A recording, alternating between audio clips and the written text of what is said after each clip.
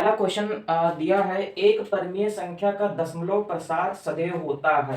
ठीक है, एक परमीय संख्या का दशमलव प्रसार सदैव होता है। ठीक, अब इसमें दिया है the decimal expansion of rational number. तो रेशनल नंबर हमारा यहाँ क्या हो गया, परमीय संख्या। ठीक है, और दशमलव प्रसार मतलब हो गया डेसिमल एक्सपेंशन। ठीक, अब इसमें देखिए दो चीजें दी हैं, जिसमें जो आपका ऑप्शन दिया हुआ है अशांत, शांत, उपरोक्त दोनों या इनमें से कोई नहीं। ठीक है, अशांत, शांत, उपरोक्त दोनों और या इनमें से कोई नहीं। अशांत मतलब होता है जो नॉन टर्मिनेटिंग होते हैं। ठीक है, जो नॉन टर्मिनेटिंग होते हैं उनको हम अशांत कहते हैं, और जो टर्मिनेटिंग होते हैं उनको हम शांत कहते हैं। ठीक है, अब ऑप्शन आपका बी सही है। इसमें जो ऑप्शन है वो आपका बी सही है। अब देखिए कैसे। ठीक है, अब वो देखिए इसमें जो दिया है टर्मिनेटिंग, तो टर्मिनेटिंग मतलब होता है शांत। हिंदी मीडियम वाले सुन लीजिए, जो टर्मिनेटिंग मतलब होता है शांत। ठीक है, यह आपका ऑप्शन नंबर दूसरा सही है। और इसमें जो दिया है इंग्लिश मीडियम वाले आप लोग सुन लीजिए, इसमें दिया है टर्मिनेटिंग। ठीक है, अब ये देखिए, अब इसको हम कैसे मतलब इसको सॉल्व कैसे करेंगे, कैसे पता करेंगे। जैसे विल बी टर्मिनेटिंग, जो रेशनल नंबर होता है उनको हम दो तरीके से डेसिमल मतलब एक्सपेंशन कर सकते हैं। ठीक है, डेसिमल का एक्सपेंशन दो तरीके से कर सकते हैं। एक होता है टर्मिनेटिंग, एक होता है नॉन टर्मिनेटिंग रिपीटिंग। ठीक है, एक होता है नॉन टर्मिनेटिंग रिपीटिंग, जिसको हम हिंदी में कहते हैं एक होता है शांत, एक होता है अशांत आवर्ती। ठीक है, नॉन टर्मिनेटिंग रिपीटिंग। अब देखिए इसमें है क्या, विल बी टर्मिनेटिंग, यानी कि अगर वो टर्मिनेटिंग होगा या शांत होगा, या तो फिर वो नॉन टर्मिनेटिंग मतलब शांत आवर्ती होगा। ठीक है, जैसे टर्मिनेटिंग मतलब अगर हम यहाँ पर ले लिए, मान लें कि हम किसी नंबर को किसी रेशनल नंबर को पी बाई क्यू को अगर हमारे डिवाइड करते तो वहां पर हमारे क्या आएगा 2.142। या तो ये यहीं पर आकर क्या हो जाए, रुक जाए, या तो ये यहीं पर आकर रुक जाए। या तो नॉन टर्मिनेटिंग रिपीटिंग मतलब ये होगा कि 2.4242, मतलब वो फिर क्या होगा, वो टर्मिनेटिंग होगा लेकिन वो क्या होगा, रिपीटिंग होगा। ठीक है, तो हमारे जो ऑप्शन में दिया हुआ है नॉन टर्मिनेटिंग रिपीटिंग, तो ऑप्शन में नहीं दिया है। मतलब अगर देखा जाए तो ऑप्शन में अशांत आवर्ती नहीं दिया हुआ है, इसीलिए यहाँ पर सिर्फ शांत आवर्ती सॉरी शांत ही सही होगा। ठीक है, टर्मिनेटिंग ही ऑप्शन में सही रहेगा। ठीक, अब क्वेश्चन नंबर 2 देखिए, एक शून्येतर परमीय संख्या, एक शून्येतर परमीय संख्या और एक अपरमीय संख्या का गुणनफल होता है। ठीक है, एक शून्येतर मतलब कि the product of a non zero rational and rational number, मतलब अगर मान ले आपके पास कोई परमीय मतलब रेशनल नंबर दिया हुआ है। ठीक है, और अगर मान लिया आपके पास कोई अपरमीय मतलब इरेशनल नंबर दिया हुआ है। ठीक है, तो उन दोनों को अगर हम उनका प्रोडक्ट यानी कि अगर उनका गुणनफल हम निकालते हैं, ठीक है, तो वो क्या होगा। अब इसमें ऑप्शन नंबर आपका ए सही है, जैसे कि ऑप्शन नंबर यहाँ पर ए दिया गया सही है। ऑलवेज इरेशनल, वो क्या होगा, हमेशा इरेशनल होगा। अब देखिए कैसे, जैसे यहाँ पर लिखा हुआ है रेशनल नंबर, तो रेशनल नंबर क्या होते हैं 4 2 3 10। ये तो हमारा अगर देखा जाए तो rational number class 7th 8th 9th में ही हम पढ़े हैं। ठीक है, और आपको 10th में भी ये पार्ट मिला हुआ है। तो रेशनल नंबर क्या दिया है 4 2 3 और 10। ठीक, ये रेशनल नंबर हमने क्या दे दिया एग्जाम्पल में √2 √6 √8। ठीक है, अब अगर हम प्रोडक्ट करते हैं रेशनल नंबर से एक नंबर हमने 4 उठा लिया है, इरेशनल नंबर से हमने एक नंबर 2 उठा लिया है। ठीक है, तो प्रोडक्ट करने पर क्या आएगा 4 × √2। तो अब ये ध्यान से देखिएगा, ये √4 नहीं लिखा है, ये 4 लिखा हुआ है, ये √4 नहीं लिखा हुआ है, क्या लिखा है 4 लिखा हुआ है। तो ये हमारा हो जाएगा 4√2। तो ये अब ये इसके साथ क्या है, तो ये आदेश क्या होगा, इरेशनल होगा। इरेशनल हमने क्या बताया था कि वो हमेशा इरेशनल मतलब रूट में ही रहेगा। ठीक है, आई होप कि आप लोग को यहाँ तक चीजें समझ में आ गई होंगी। ठीक है, चलिए आगे बढ़ते हैं। और हाँ एक बात और कि मैं जैसे जैसे सॉल्यूशन लिखा हूँ, ठीक है, वैसे वैसे आप लोग भी अपने अपने कॉपी में लिखते रहिए। ठीक है, ये पूरा जान लीजिए कि आप लोग की पूरा एकदम ये जो मॉडल पेपर रहेगा आपका पूरा ब्रह्मास्त्र है। ठीक है, इतना अगर आप लोगों ने कॉन्फिडेंस से सॉल्व कर लिया, ये पूरा वीडियो अगर आप लोगों ने कॉन्फिडेंस से देख लिया, तो मैं गारंटी दे रहा हूँ कि आउट ऑफ 100, ठीक है, आई थिंक 80 अरब तो जाएगा। मैं अपनी तरफ से मेहनत कर रहा हूँ, लेकिन मैं आप लोगों से भी गुजारिश कर रहा हूँ कि आप लोग भी मेहनत करिए। ठीक है, कापी किताब ले लीजिए, सॉरी कॉपी कलम ले लीजिए। ठीक है, और ये जैसे जैसे मैं सॉल्व किया हूँ वैसे वैसे आप भी अभी अपने कॉपी में सॉल्व करते चलिए। ठीक है, और इस पीडीएफ को आप लोग एक बार देख लीजिए, इस पीडीएफ को भी आप लोग प्रिंट आउट निकलवा लीजिएगा। ठीक है, मैं इस पीडीएफ का लिंक डिस्क्रिप्शन बॉक्स में दे दूंगा, आप लोग कृपया जाके वहाँ से डाउनलोड करके निकलवा लीजिएगा, ठीक है।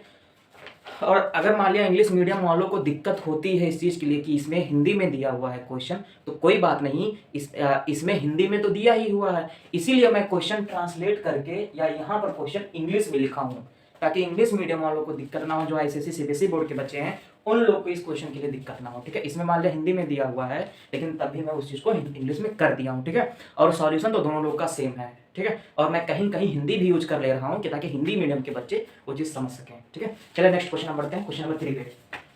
The intersection point of the lines x equal to 0 and 2x plus 3y equal to 12 is, इसमें मतलब दिया हुआ है रेखाएं, रेखाएं मतलब जो इंटरसेक्शन, जो लाइंस हैं हमारी, जो लाइंस क्या हैं, जो रेखाएं हैं वो x बराबर किस पे है, 0 से होके जाती है, ठीक है।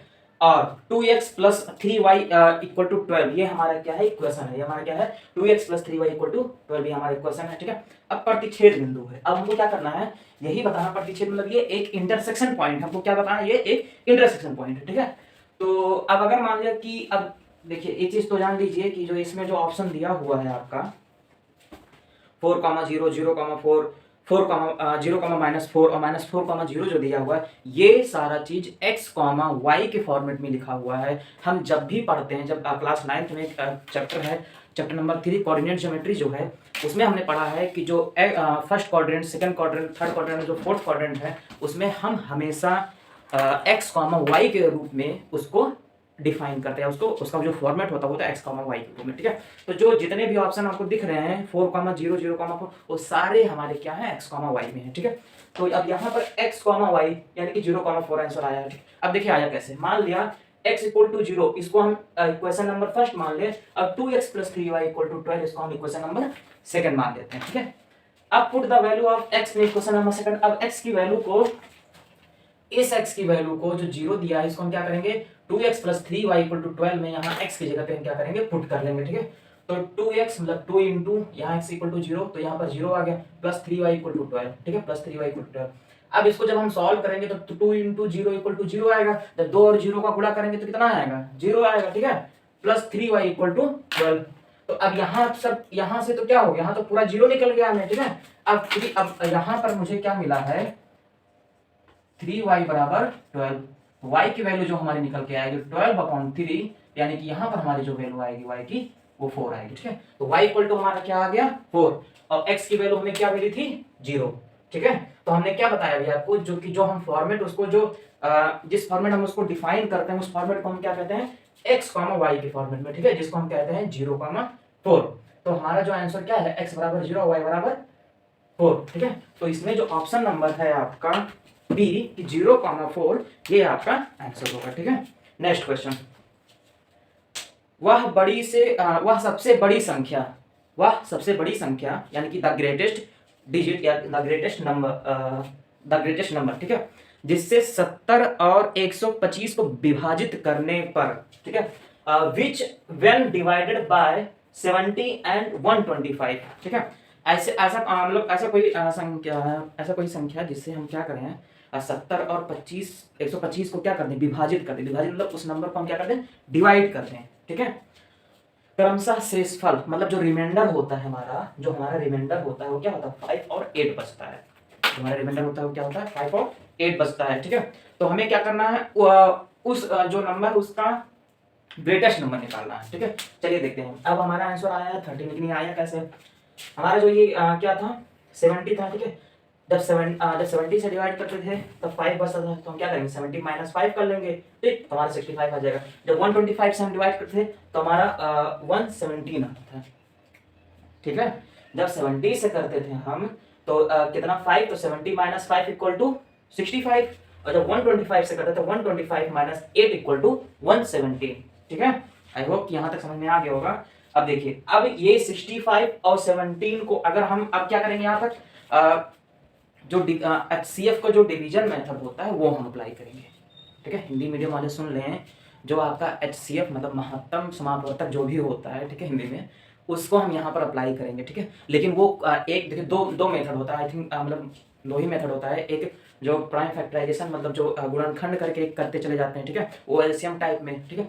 और जो दूसरा मेथड होता है वो डिवाइड मेथड, मतलब वो भाग वाला मेथड होता है, ठीक है, तो वो वाला मेथड हम यहाँ पर यूज करेंगे। अब देखिए वो क्या है 65। अब इन दोनों में से छोटा नंबर कौन सा है, एक दिया है आपका 65, एक दिया आपका 117, ठीक है। इन दोनों में से जो छोटा नंबर है वो 65 है, उसको हम इसके इधर लिखेंगे और जो 117 वो हम अंदर लिखेंगे, ठीक है। अब 117 को हम क्या करेंगे, 117 को हम 65 से पहले भाग देंगे, ठीक है।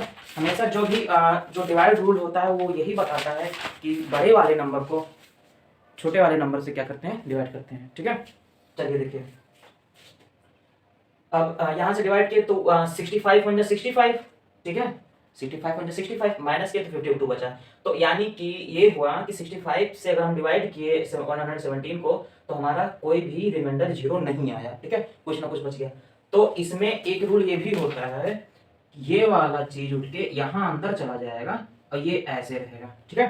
फिर इसको डिवाइड करेंगे तो फिर 1 में जाएगा तो कितना आ गया हमारा 1, कुछ नहीं, यहाँ पर फिर 13 आ गया, ठीक है। अब कुछ नहीं हुआ, फिर हम 52 को लेके जाएंगे यहाँ अंदर करेंगे, ठीक है। ये तब तक भर ये चैन चलता रहेगा जब तक ये एंड नहीं हो जाएगा, तब तक भर ये चैन चलता रहेगा जब तक ये एंड नहीं हो जाएगा, ठीक है। अब यहाँ पर क्या हुआ, इस 13 को हम 52 से डिवाइड करेंगे तो कितना हो जाएगा 4, तो 4 से ये क्या हो जाएगा 13 से 4 बार में 13 से क्या हो जाएगा ये डिवाइड हो जाएगा, ठीक है। तो हमारा जो आंसर कितना आ गया 30, ठीक है। चलिए नेक्स्ट क्वेश्चन पे चलते हैं।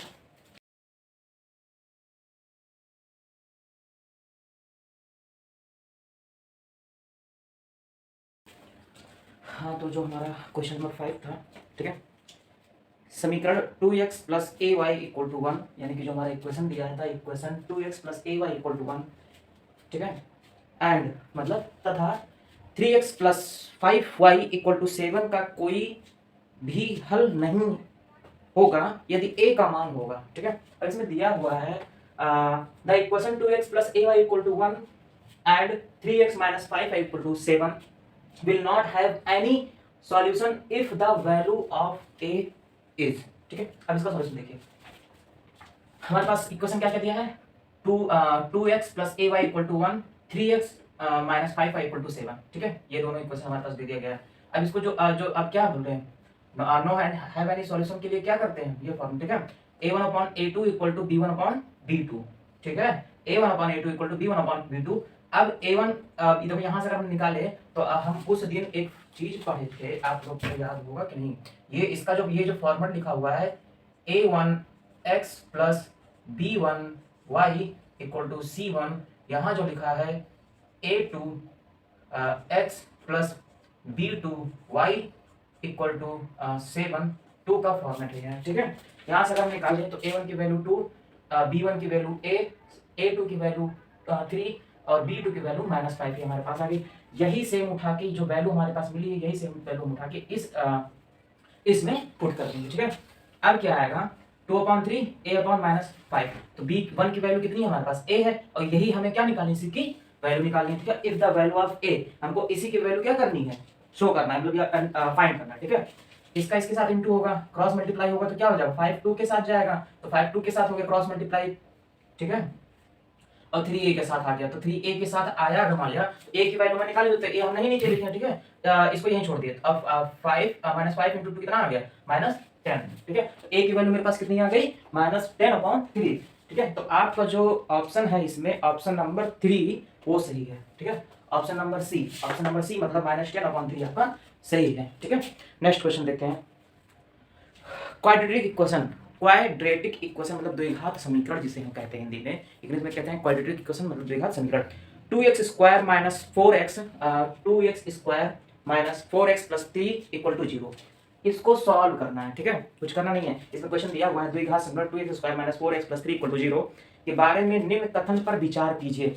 इसको सॉल्व करके इसको सॉल्व करना है, ठीक है, इस इक्वेशन को, और जो ऑप्शन में दिए हैं उसी के हिसाब से इस मतलब जैसे सॉल्व करेंगे, ठीक है, सॉल्व करने के बाद जो भी आएगा, ठीक, तो उसके हिसाब से हमें ये बताना है कि इनमें से ये जो चारों दिए हैं ऑप्शन में, क्वेश्चन नंबर 6 आपका जो A B C D जो चारों ऑप्शन दिए हैं उसमें से कौन सा इसमें सुटेबल है, ठीक है, कौन सा सुटेबल। चलिए देखते हैं क्या आंसर उसका।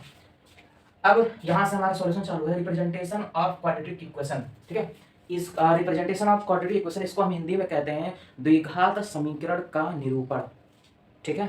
द्विघात समीकरण का निरूपण, इसको हम हिंदी में कहते हैं द्विघात समीकरण का निरूपण। हिंदी मीडियम वाले जो बच्चे हैं, कृपया उन लोगों से आग्रह है, अनुग्रह है हमारा कि वो लोग अपनी कॉपी में जो मैं बोलूँ उसको हिंदी में लिखते चलें, और इंग्लिश मीडियम वालों के लिए भी विनती है हमारी कि वो यहाँ पर लिखा हुआ है लेकिन वो लोग भी अपनी अपनी कॉपी में लिखते चलें, ठीक है। चलिए देखते हैं रिप्रेजेंटेशन ऑफ क्वाड्रेटिक इक्वेशन, मतलब द्विघात समीकरण का निरूपण। तो द्विघात समीकरण का निरूपण क्या है हमारे पास, ax square plus bx plus c, ax square plus bx plus c, ठीक है। लेकिन a बराबर 0 नहीं होना चाहिए, ठीक। अब इस इक्वेशन को हम सॉल्व करते हैं, सॉल्व करेंगे तो क्या इसको लेकिन इसको हमें निकालना क्या है, डिटर्मिनेंट सॉरी डिस्क्रिमिनेंट निकालना है। इसको क्या निकालना है, डिस्क्रिमिनेंट। डिस्क्रिमिनेंट होता है, इसको हिंदी में कहते हैं विविक्त कार। हिंदी मीडियम वाले बच्चे तो जान रहे होंगे इसको विविक्त कार कहते हैं, ठीक है। और इंग्लिश मीडियम वाले हैं वो उनको क्या कहते हैं, डिस्क्रिमिनेंट, ठीक है। आगे देखते हैं 2x square minus 4x plus 3, ये हमारा इक्वेशन है। अब हम क्या करेंगे, 2x स्क्वायर, अब यहाँ पर फार्मूला क्या होता है, b स्क्वायर माइनस 4ac, तो 2x स्क्वायर यहाँ माइनस है तो यहाँ प्लस लगा के क्या हो जाएगा, माइनस 4x इक्वल टू 3, ये तो सेम वही चीज लिखा, कोई अलग नहीं चीज में, ठीक है। d equal to minus 4 b square minus 4ac, ये हमारा d का फॉर्मूला होता है। आप लोग कॉपी में अच्छे से नोट कर लीजिए, अगर याद हो तब भी और ना याद हो तब भी। डिस्क्रिमिनेंट का फार्मूला ये होता है, इंग्लिश में डिस्क्रिमिनेंट कहते हैं, हिंदी में हम इसको विविधकार कहते हैं, ठीक है। तो d equal to B square minus 4ac, d equal to b मतलब क्या, माइनस 4, b की वैल्यू कितनी है मेरे पास, -4, तो -4 का होल स्क्वायर, तो -4 का उसका 16 हो जाएगा, ठीक है। -4 इंटू 2a, तो 2 की वैल्यू क्या है, ac क्या होता है, b square minus 4ac, a की वैल्यू 2, c की वैल्यू 3, तो b स्क्वायर यानी कि 16 माइनस 4 इंटू 2 इंटू 3, इसको सॉल्व करेंगे तो 2 3 जा 6 4 जा 24, और इधर -16 एट इज वही दिखा रहेगा, उसको तो नहीं चेंज करेंगे। d की वैल्यू हमारे पास -8 आ जाएगा, ठीक है। अब जब d की वैल्यू -8 हमारा आएगा, ठीक है, तब हम इसमें देखेंगे कि जो d की वैल्यू -8 है, ठीक है, d क्या है, d की वैल्यू -8 है तो d 0 से छोटा है, d की वैल्यू -8 है तो d क्या है, 0 से छोटा है, ठीक है। तो जब -8 0 से छोटा है तो वहां पर हमारी कुछ कंडीशंस बनती हैं, वहां पर हमारी कुछ कंडीशंस बनती है, और वही कंडीशन को हमें इस अब ऑप्शंस में देखना है, ठीक है। जैसे इसमें पहला ऑप्शन दिया है, दिए गए समीकरण का विविधकार 0 से कम है, ठीक है। दिए गए समीकरण का विविधकार 0 से कम है, इसका मतलब ये हो गया the given discriminant are the less than 0, ठीक है। The given discriminant are the less than 0, तो ये तो हमको शो हो रहा है, ठीक है, लेस देन क्या है, 0 है, ठीक। तो ये लेस देन 0, इसका मतलब पहला ऑप्शन हमारा क्या हो गया, सही है, ठीक है। अब आगे बढ़ते हैं। समीकरण के कोई मूल वास्तविक नहीं है, समीकरण के कोई मूल वास्तविक नहीं, इसका मतलब ये हो गया it have no any real, मतलब it has no any real root, या it's not a real root, ठीक है, ये कोई रियल रूट नहीं है, ठीक है। तो हमको दोनों कंडीशन क्या हो गए यहाँ पर शो कर गया, तो d is less than 0 and no real root, ठीक है। आगे देखिए, अब यहाँ पर दिया हुआ है समीकरण का विविधकार 0 है, तो ये तो गलत है, ये ऑप्शन तो बिल्कुल ही गलत है, ऑप्शन नंबर 3 बिल्कुल गलत है, ठीक है। मतलब ये है, इसमें मतलब दिया है कि जो डिस्क्रिमिनेंट है वो 0 के इक्वल, तो ये तो नहीं होगा, ठीक है। आगे समीकरण के मूल वास्तविक हैं, समीकरण के मूल वास्तविक हैं, तो ये भी जब मतलब ये नहीं हो सकता, ठीक है, क्योंकि देखिए जब डिस्क्रिमिनेंट की वैल्यू 0 से छोटी होती है तब वो क्या होता है, बताइए क्या होता है, वो नो रियल रूट होता है, ठीक है। चलिए अब इसके बाद जो आप नेक्स्ट पेज खोलेंगे तो इसका जो ऑप्शन दिया हुआ है आप एक बार देख लीजिए, मैं आपको दिखा दे रहा हूँ, उसका आंसर यहाँ होगा, ठीक है। वो मतलब पेज नंबर 3 पे आ गया, देख लीजिए, ठीक है। यहाँ पर लिखा हुआ पहला फर्स्ट ऑप्शन ए और बी सही है, ठीक है, ए और बी सही है, तो जो हमारा फर्स्ट ऑप्शन है वो क्या है, वो सही है, ठीक है। तो ए मतलब नो रियल रूट है और डी की वैल्यू जो है वो 0 से छोटी है। चलिए आगे बढ़ते हैं। क्वेश्चन नंबर 7, क्वेश्चन नंबर 7 में दिया है ए ओ बी सी एक आयत है जिनके 3 शीर्ष हैं, मतलब ये हो गया A O B C is a rectangle whose 3 vertices, एक आयत है मतलब एक रेक्टेंगल है, ठीक है, जिनके 3 शीर्ष हैं, मतलब उनके 3 वर्टिसेस हैं, ठीक है। जैसे ए कितना है, ए की वैल्यू 0,3, और मतलब ये आप ध्यान से मैं अभी बताते चल रहा हूँ, ए की वैल्यू कितनी है 0,3, मतलब x, y है, ठीक है। और v की o के साथ क्या है 0,0, मतलब x, y ये भी है, एंड v के साथ क्या है 5,0, मतलब x, y ये भी है, ठीक है। तो the length of its diagonal, तो अब इसका जो फिगर कुछ बनेगा इस तरह से बनेगा, तो A O B C is a rectangle whose 3 vertices A O मतलब ए ओ बी, कुछ इस तरह से होगा, ठीक है। अब इसका जो फिगर बनेगा कुछ इस तरह से बनेगा, यहाँ हमारा ए की वैल्यू है, यहाँ हमारी बी की वैल्यू है, यहाँ पर ओ की वैल्यू है, ठीक है। तो हमको क्या करना है, जो डायगोनल हमारा है वो ए से बी तक है, ठीक है। तो हमको अब इसी का वर्टिसेस, इस डायगोनल का लेंथ फाइंड करना है, ठीक है। देखिए, we know that the formula to find the distance between 2 points, ठीक है। हम जानते हैं कि दो पॉइंट के बीच का जब डिस्टेंस निकालते हैं, यानी कि जब उसकी दूरी निकाली जाती है, तो उसका फार्मूला क्या होता है, ठीक है। तो ये हो जाएगा हमारा P equal to x1 y1 and Q equal to x2 y2। ये हमारी दो वैल्यू होती है। मान लीजिए इसको हम P मान लेते हैं, इसको हम Q मान लेते हैं, Q मान लेते हैं, ठीक है। अब यहाँ आप लोग ध्यान से एक चीज देख लीजिएगा, वरना आप लोगों को आई थिंक कंफ्यूजन हो सकता है, ठीक है। यहाँ मैं समझा दे रहा हूँ। यहाँ क्या है 0,3 और यहाँ पर है आपका 5,0। इसको हम कहेंगे x1, इसको कहेंगे y1, इसको कहेंगे x2, इसको कहेंगे y2, ठीक है। तो अभी जो फार्मूला हमारा आया वो देखिए किस हिसाब से रखा गया है, x1 minus y1, x2 minus y, x2 minus x1। तो x2 की वैल्यू 5, x1 की वैल्यू 0, तो 5 माइनस 0 आ गया। डिस्टेंस का फार्मूला क्या है, डिस्टेंस का फार्मूला ये है, आप लोग से निवेदन है कि आप मतलब आप लोग ये फार्मूला नोट कर लीजिए, ठीक है। इंग्लिश मीडियम वाले लिखेंगे distance equal to the distance between 2 point का फार्मूला, और हिंदी मीडियम वाले लिखेंगे मतलब दो बिंदु के बीच की जो दूरी होती है, ठीक है। आगे देखिए, डिस्टेंस इक्वल टू 5 माइनस 0, तो x2 की वैल्यू कितनी है मेरे पास 5, ठीक है, और x1 की वैल्यू 0, यहाँ पर माइनस के साथ 0 आ गया, ठीक है।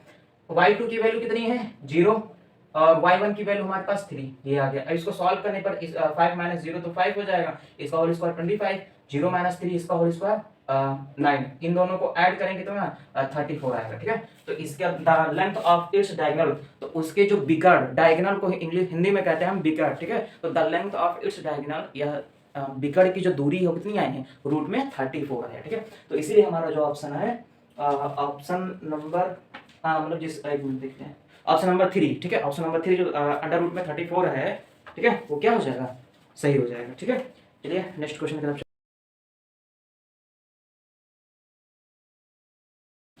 चलो दोस्तों, ये जो क्वेश्चन नंबर 8 आपका दिया हुआ है, यदि समीकरण एक्स स्क्वायर प्लस के एक्स माइनस 5/4, ठीक है, इक्वल टू 0,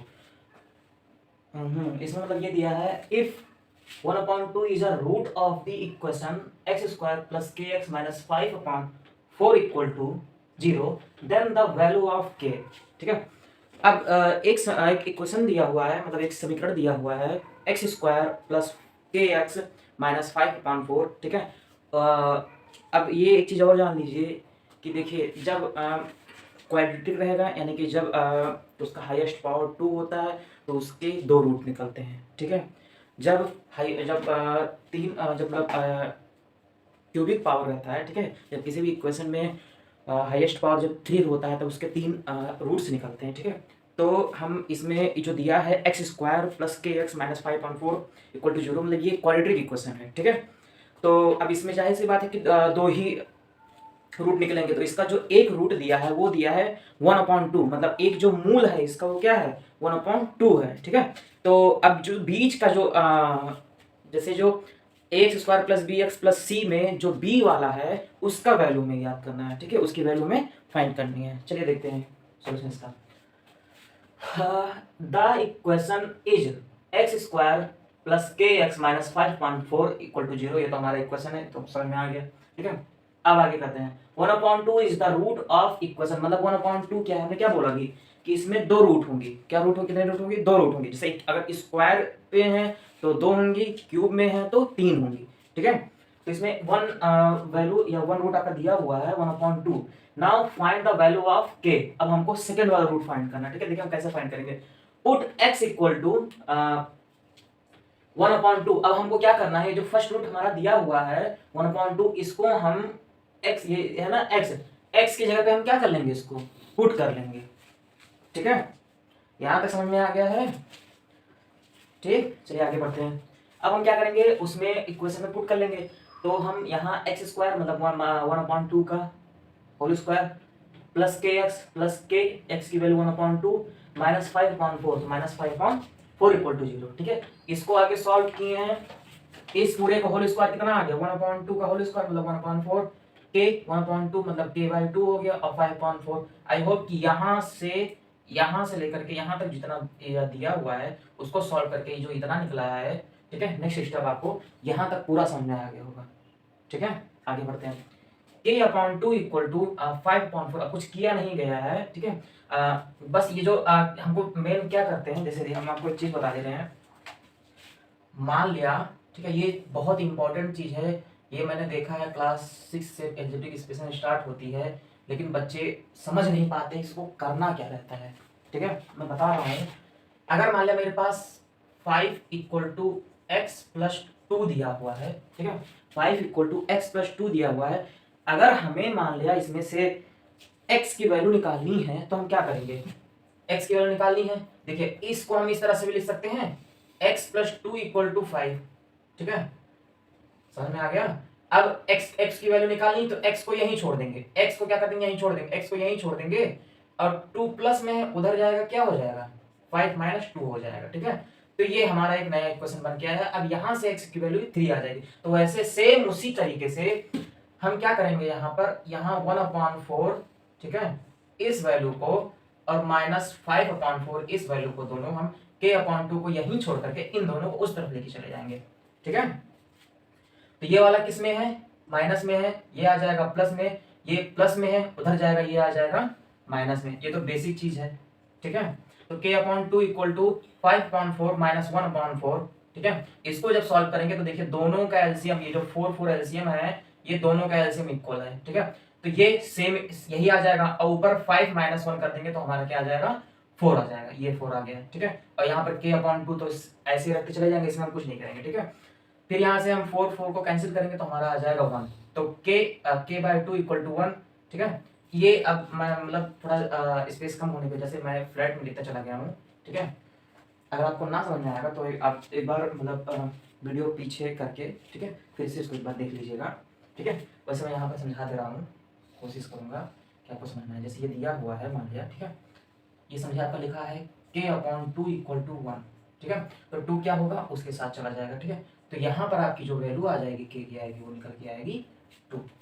ठीक है, तो द वैल्यू इज 2, तो आपका आंसर क्या हो जाएगा, 2 सही हो जाएगा। ठीक है, इसका मतलब इसमें जो ऑप्शन है फर्स्ट ऑप्शन ए आपका सही होगा। ठीक है, next question, question number 9। Question number 9 थोड़ा सा इंटरेस्टिंग क्वेश्चन है।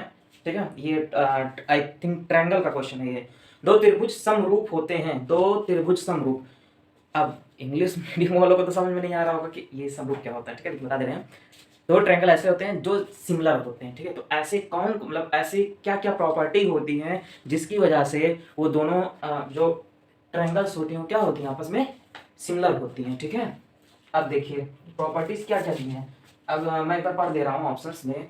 यदि उनके संगत कोण बराबर हों, ठीक है, यदि उनके संगत कोण बराबर हो, इसका मतलब ये है if their corresponding angles are equal, if their corresponding angles are equal, या two pair of corresponding angles are equal. ठीक है, और जो सेकंड है इनकी संगत भुजाएं, संगत मतलब देयर करस्पॉन्डिंग साइड्स आर एक ही अनुपात की समानुपाती होती है, मतलब वो their corresponding sides are proportional, हाँ प्रोपोर्शनल होती है। ठीक है, तो अब इसका आंसर तो आप लोग खुद दीजिएगा। ठीक है, क्वेश्चन नंबर 9 है, मैं वैसे बता दे रहा हूँ इसका आंसर आई थिंक सी होगा। ठीक है, क्योंकि जो सिमिलर ट्रायंगल्स होती हैं उनकी जो एंगल होती हैं वो दोनों इक्वल होती हैं। ठीक है, दोनों बराबर होती हैं, और जो दोनों भुजाएं होती हैं या जो दोनों साइड्स होती हैं वो दोनों क्या होती है, आपस में प्रोपोर्शनल होता है। ठीक है, तो यहाँ इसका आंसर क्या हो जाएगा, सी। ठीक है, आई होप आप लोग को यहाँ तक समझ में आ गया होगा क्वेश्चन नंबर 10। ठीक है, मजा आ रहा है कि नहीं, मजा आ रहा है कि नहीं। अभी तो छोटा, अभी शुरू हुआ है, अभी तो शुरुआत है, अभी पूरी पिक्चर बाकी है। ठीक है, अभी तो शुरुआत है, अभी तो ट्रेलर चल रहा है, अभी तो ऑब्जेक्टिव क्वेश्चन है। अब सोचिए जब ऑब्जेक्टिव क्वेश्चन को मैं सॉल्व करके इस तरह से समझा रहा हूँ तो क्वेश्चन नंबर 5, 6, 5, 4 और 2 किस तरह से मैं समझाऊंगा, आप लोग चिंता मत लीजिए। ठीक है मेरे बंधुओं, मेरे फ्रेंड्स, ठीक है, मैं पूरा पेपर सॉल्व कराऊंगा, पूरी वीडियो में पूरा पेपर सॉल्व मिलेगा आपको। ठीक है, बस आप लोगों से दुआ है, ठीक है, कि आप लोग पूरी वीडियो को देखिएगा, स्किप मत करिएगा बस, ठीक है। यही आप लोगों से गुजारिश है कि आप लोग वीडियो को स्किप मत करिएगा, ठीक है। हो सके क्वेश्चन नंबर अगर देखा जाए तो 20 इधर हो गए और 10 आई थिंक 25 क्या उससे ज़्यादा 20 क्वेश्चन तो ऑब्जेक्टिव में ही हो जाएंगे। अभी तो आप 10 क्वेश्चन तक ही देखें, अभी 10 क्वेश्चन और हैं इसमें, ठीक है। 30 से 35 क्वेश्चन आई थिंक मैं सॉल्व कराऊंगा टोटल, ठीक है, लॉन्ग शॉर्ट ऑब्जेक्टिव से मिला करके। अगर ऊपर वाले की कृपा होगी तो कोई ना कोई क्वेश्चन जरूर फंसेगा आप लोग का, ठीक है। मन से पढ़िएगा, अच्छे से तैयारी करिएगा, और मैं लास्ट में वो भी बता दूंगा कि किस तरह से क्वेश्चन अटेम्प्ट किया जाता है, ठीक है। चलिए क्वेश्चन नंबर 10 की तरफ चलते हैं। यदि एक समकोण त्रिभुज, समकोण मतलब क्या होता है, समकोण मतलब क्या होता है, समकोण मतलब हिंदी में उसको समकोण कहते हैं, इंग्लिश में उसको राइट एंगल ट्रायंगल कहते हैं, ठीक है। यदि समकोण त्रिभुज, समकोण मतलब ये होता है जिसकी जो बड़ी वाली एंगल होती है, जो बड़ी वाली कोण होती है वो 90 डिग्री की होती है, ठीक है। उसका फिगर कुछ इस तरह से बनता है, मैं बता दे रहा हूँ, जगह ये है, ठीक है। ये आपका समकोण त्रिभुज होता है, और ये वाली जो साइड होती है वो 90 डिग्री की होती है, ठीक है। जो लोग जानते हैं उनके लिए तो बहुत अच्छी बात है, जो नहीं जानते हैं उनके लिए भी अच्छी बात है, मैं बता दे रहा हूँ, ठीक है। इसको हिंदी में समकोण त्रिभुज कहते हैं, इसको इंग्लिश में राइट एंगल ट्रायंगल कहते हैं, ठीक है। यदि एक समकोण त्रिभुज ए बी सी में mean in if in and right angle triangle A B C, ठीक है, A B C angle C equal to 0, sorry angle C equal to 90 degree, ठीक है। तो उसमें क्या है, जो सी है, सी की वैल्यू कितनी दी गई है, 90 डिग्री दी गई है। ए सी इक्वल टू 3 सेंटीमीटर, और ए सी की जो वैल्यू है वो कितनी है, 3 सेंटीमीटर। इसका जो डिस्टेंस है कितना है, 3 सेंटीमीटर, और बी सी का जो डिस्टेंस है वो 4 सेंटीमीटर है, ठीक है। तो बिंदु सी से जाने वाली माध्यिका का माप ज्ञात कीजिए, ठीक है। तो इसका मतलब ये हो गया, then the major of the secondary through C, ठीक है। तो इसका मतलब ये हो गया कि अगर सी से जाने वाली जो परपेंडिकुलर लाइन है, ठीक है, या जो माध्यिका हिंदी में जिसको कहते हैं, जो सेकेंडरी लाइन होती है, उसको उसकी लेंथ फाइंड करनी है, ठीक है। चलिए पहले आप लोग फिगर समझ लीजिए, फिगर में है क्या। अब देखिए ये हमारा एक राइट एंगल ट्रायंगल है, ठीक है। ए बी सी का एक राइट एंगल ट्रायंगल, देखिए सेम यही है, यहाँ 90 डिग्री बना हुआ है, यहाँ पर भी 90 डिग्री बना हुआ है, ठीक है। अब ए सी और बी सी, ठीक है। अब पहले ये देख लीजिए, अब जाहिर सी बात है कि अगर यहाँ से अगर कोई चीज इस पे परपेंडिकुलर होगी तो दोनों पार्ट को इक्वल पार्ट में डिवाइड करेगी, ये तो मतलब फिक्स है, इसमें तो कुछ नहीं करना, ठीक है। ये तो इसमें क्या कह दिया गया है कि ए बी ए डी और बी डी दोनों आपस में क्या है, इक्वल, ठीक है। चलिए क्वेश्चन की तरफ बढ़ते हैं हम। In triangle A B C, in triangle A B C, अब हम ट्रायंगल ए बी सी में, चलिए इन ट्रायंगल ए बी सी, ठीक है, यानी कि ए बी सी ट्रायंगल में एंगल सी को जब हम देखते हैं, तो एंगल सी को जब देखेंगे तो एंगल सी कितना हमारा 90 डिग्री का है, ठीक है। तो ये राइट एंगल ट्रायंगल, इसकी जो एंगल सी है हमारा वो क्या है, 90 डिग्री का है।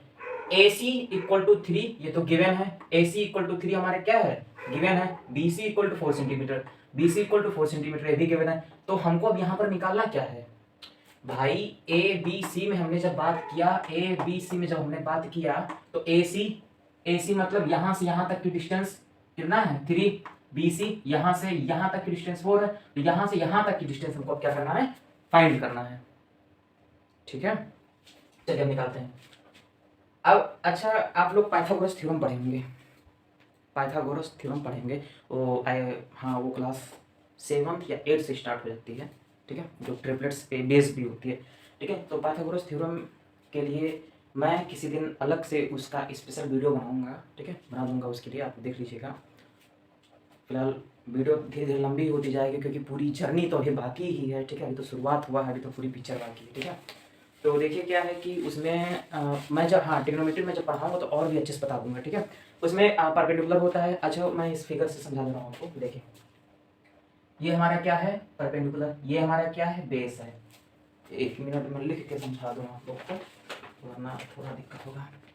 ये आपका परपेंडिकुलर है, ठीक है, जिसको हिंदी में हम कहते हैं लंब, ठीक है। इंग्लिश वालों के लिए P मतलब परपेंडिकुलर, हिंदी वालों के लिए L ला मतलब लंब हो गया, ठीक है, लंब, ठीक है। ये आपका हो गया बेस, ये नीचे आपका हो गया बेस, इसको हम कहते हैं आधार, ठीक है, बेस मतलब आधार, ठीक है। और ये जो हो गया आपका, ये हो गया हाइपोटेन्यूज, इसको कहते हैं हम कर्व, ठीक है। अब बस आप लोग इतना जानिए, ठीक है। अब इसका जो खेल है मैं किसी और दिन खिलाऊंगा आप लोग को, ठीक है, तो ज़्यादा अच्छे समझ में आ जाएगा। इसका फार्मूला इतना अच्छे से बता दूंगा कि पूरा फार्मूला आप लोग को याद हो जाएगा, ठीक है। मैं सोच रहा हूँ बताने को, लेकिन वीडियो बहुत ज़्यादा लंबी हो जाएगी और जगह भी नहीं है बताने के लिए, ठीक है। तो मैं इसके लिए अलग से वीडियो बना दूंगा आप लोग के लिए। चलिए आगे देखते हैं। ए बी, अब ए बी क्या है हमारा यहाँ पर, ए बी, हमको ए बी निकालनी, हमने तो देख लिया। तो हम यहाँ पर क्या बताए थे कि जिस चीज को निकालनी, जैसे हमको यहाँ पर एक्स की वैल्यू निकालनी थी, तो एक्स की वैल्यू उठा के इस तरफ लेके आए थे, बाकी सबको हम क्या कर देते उस तरफ कर देते हैं। तो ऐसे हमको ए बी की वैल्यू निकालनी, तो ए बी की यहाँ रखेंगे, बाकी दोनों हम क्या करेंगे उस तरफ रख के उसको सॉल्व करेंगे, ठीक, जिसकी जिसकी वैल्यू हमको बता रहेगी। तो A B equal to under root में 4 स्क्वायर माइनस 3 स्क्वायर, तो 4 मतलब मेरा क्या दिया हुआ बी सी, बी सी की वैल्यू कितनी है 4, ए सी की वैल्यू 3 है, तो 4 का होल स्क्वायर, ठीक है, और 3 का होल स्क्वायर, तो 4 का होल स्क्वायर आपका आ जाएगा यहाँ पर 16, और 3 का होल स्क्वायर आपका आ जाएगा 9। इन दोनों को ऐड करके हमारा आएगा अंडर रूट में 25, ठीक है। तो ए बी की वैल्यू कितनी आई अंडर रूट में 25 से बाहर निकालेंगे तो इसका स्क्वायर रूट निकल के आएगा 5, ठीक है। इसका स्क्वायर रूट क्या निकल के आएगा 5 आएगा। सी डी इक्वल टू क्या दिया है सेकेंडरी परपेंडिकुलर। अब यही मेन हमको निकालना है, हमको क्या निकालना है सी डी, सी डी की वैल्यू में निकालनी, तो सी डी की वैल्यू क्या हो जाएगी परपेंडिकुलर मतलब निकालना है, ठीक है, सेकेंडरी, जिसको हम हिंदी में माध्यिका कहते हैं। आप लोग हिंदी मीडियम वाले बच्चे प्लीज सुन लीजिए और इसको आप लोग कॉपी पे अपने लिख लीजिएगा, ठीक है। इंग्लिश मीडियम वाले इसको परपेंडिकुलर सेकेंडरी में लगते हैं, जो सेकेंडरी वही मतलब वही हो गया सब, ठीक है, और इसको हिंदी में माध्यिका कहेंगे, ठीक है। सो बी डी बराबर ए डी, अब बी डी बराबर ए डी, तो बी डी कहाँ हमारा, एक मिनट का, बी डी कहाँ है बी डी। अब हम इसमें देख, मैंने क्या बोला आपको कि जब परपेंडिकुलर होगा तो ये वाली साइड, दोनों साइड आपस में क्या हो जाएंगी इक्वल हो जाएंगी। और एक चीज और आइडेंटिफाई के लिए, ये वाली जो लाइन डबल लाइन है दोनों तरफ है, इसमें भी डबल लाइन इसमें भी लाइन, इसका मतलब ये होगा कि ये दोनों साइड आपस में क्या है इक्वल है, ठीक है। तो यहाँ से बी डी बराबर ए डी हो जाएगा, तो बी डी बराबर ए डी, ठीक है। तो बी डी की भी वैल्यू हमें क्या अभी नहीं पता है, ए डी की भी वैल्यू नहीं पता है, ठीक है। तो एक बात बताइए आप, जब बी डी बराबर ए डी करेंगे तो बी डी बराबर ए डी मतलब दोनों क्या है ए बी है कि नहीं, बी डी बराबर ए डी, ठीक है। ए बी को क्या किया गया दो हिस्सों पार्ट में क्या किया गया बांट दिया गया, ठीक है। तो ए बी अपॉन 2 हो गया, ए बी की वैल्यू हमारे पास यहाँ अभी हमने देखा 5 आया है, 5 अपॉन 2 इक्वल टू यहाँ पर क्या हो जाएगा 5 2.5। समझ में आ गया। देखिए इसमें क्या था कि ए डी और बी डी जो था वो ए बी को बांट दिया गया है, ठीक है, समझ में आ गया। ए बी से ए डी और बी डी को बांटा गया है, ठीक है। तो यानी कि हम इसको कह सकते हैं कि जो बी डी और ए डी हमारा है वो ए बी में से बांटा हुआ या मतलब डिवाइड किया हुआ पार्ट है, ठीक है। तो हम कहेंगे ए बी बाय 2, 5/2 मतलब 2.5 हो जाएगा हमारा, ठीक है।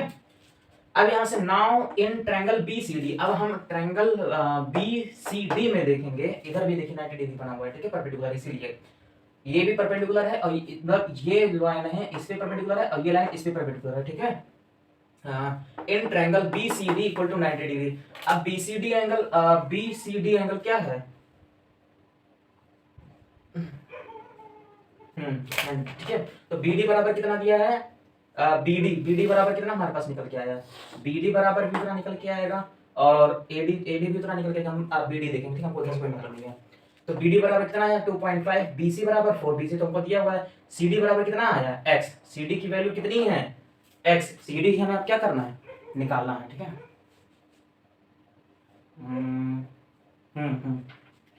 अब देखिए अब खेल मेन यहाँ से शुरू होता है आपका, ठीक है, मेन जो खेल हुआ है वो यहाँ से चालू है।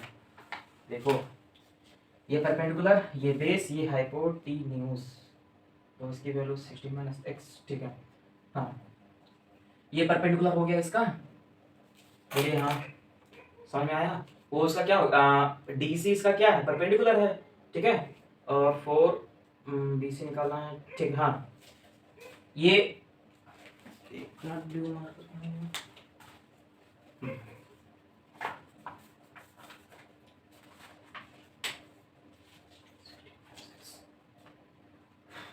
हाँ बी सी आपका हो जाएगा यहाँ पर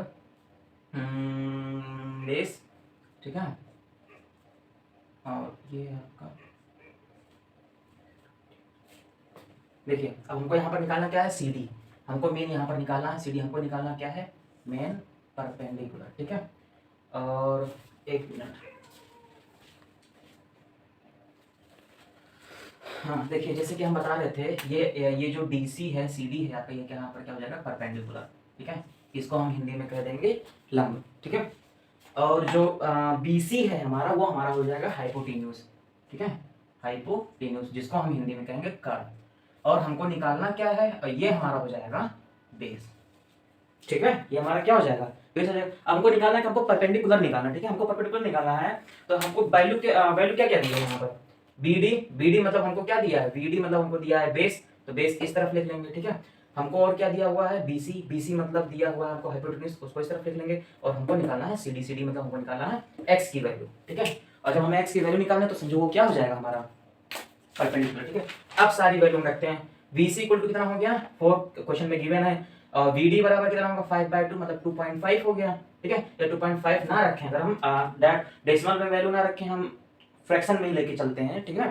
तो यहाँ पर क्या हो जाएगा 4 का होल स्क्वायर इक्वल टू 5/2 का whole square plus X square, ठीक है। यहाँ 16 इक्वल टू 25/4 मतलब 5 का होल स्क्वायर, 5 का वर्ग 25, 2 का वर्ग 4, ठीक है, बराबर एक्स स्क्वायर आ जाएगा। अब इसको हम आगे सॉल्व करेंगे, तो कुछ करेंगे नहीं, एक्स स्क्वायर को हम क्या बोले, एक्स की वैल्यू निकालनी है तो उसको इक्वल के इस तरफ लेके आएंगे तो ऐसे रख देंगे, ठीक है।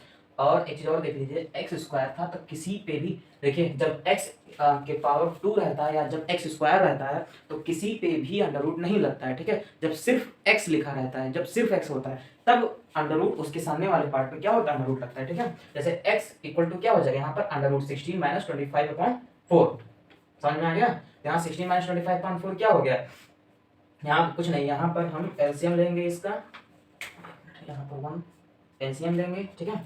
तो ये 25 1 जा 25 और 16 4 जा 64, देखिए 25 1 जा 25, 16 4 जा 64, ठीक है। एक्स की वैल्यू एक सेम ऐसे आ गया, ठीक है।